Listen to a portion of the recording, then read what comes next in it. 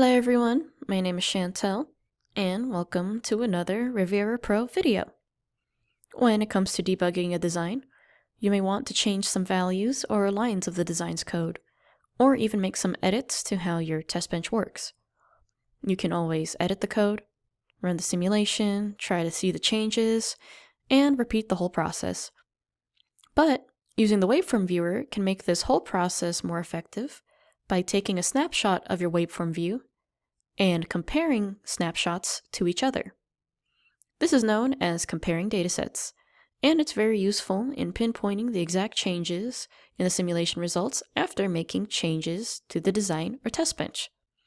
In this video, I'll be demonstrating how to compare datasets. So for this video, I'll be comparing datasets using a sample design Riviera PRO provides called Frequency Meter. This can be found in the VHDL subset folder under the examples folder. I'll go through the simple simulation process of compiling, then initializing.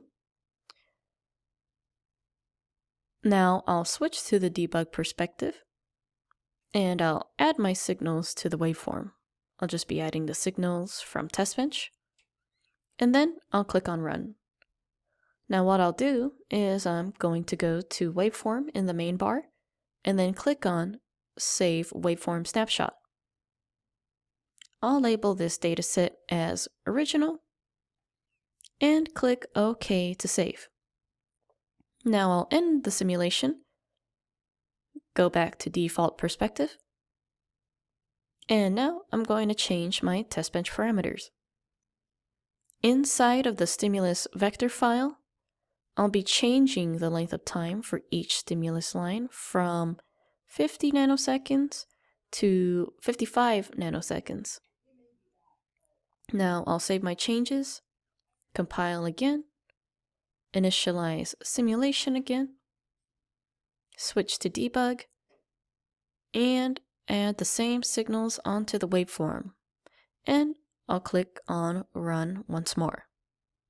Now we can compare datasets. Change the Hierarchy tab to the Datasets tab.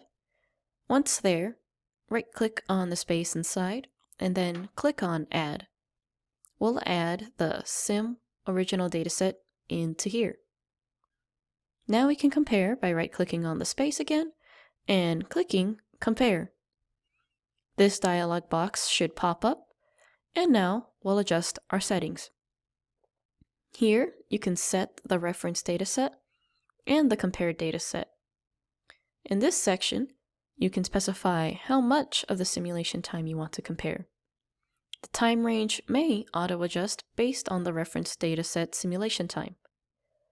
You can change the scalar difference limit, which basically means that the differences of a signal pair will stop being counted after the specified limit. This right here is the total difference limit for the entire simulation. You can set tolerance and offset, as well as specify a matching value. You can also choose to specify hierarchies to compare, and there's also the option to make the comparison verbose. And with the settings done, click on OK. A pop-up window should appear, finishing the comparison and displaying the results of the comparison.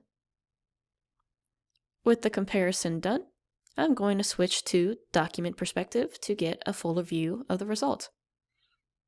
In the Object View pane of the Waveform Viewer, right-click at the top to add the Dataset column and the Next Difference column. The Dataset column shows which dataset the signal came from, and the Next Difference column shows information about the time of the next difference occurring on a pair of matching signals. In the Waveform View pane, all the differences are marked by a solid blue horizontal line above the pair of signals. The difference mark starts at the beginning of a difference and ends when there is no more difference. The Next Difference column can be pretty useful when looking at these difference marks. Click on the Next Difference column, and it'll sort the signals by the earliest occurrence of a difference.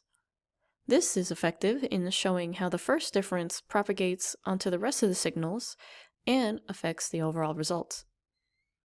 You can also find all the distinct differences of a pair of signals by first selecting a signal pair, then going to the browsing options and clicking on Browse by Differences.